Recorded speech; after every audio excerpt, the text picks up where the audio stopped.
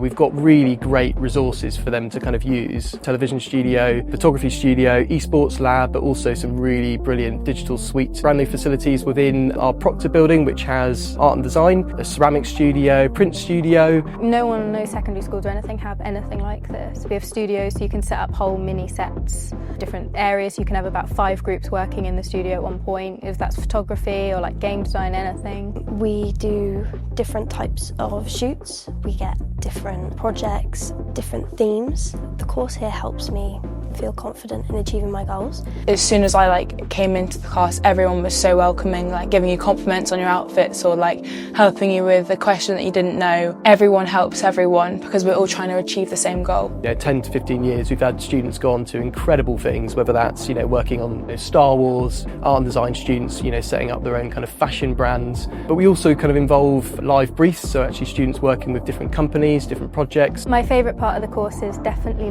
the filming and being able actually using equipment and all of that. We have such good stuff here that might as well, it's so fun using it all.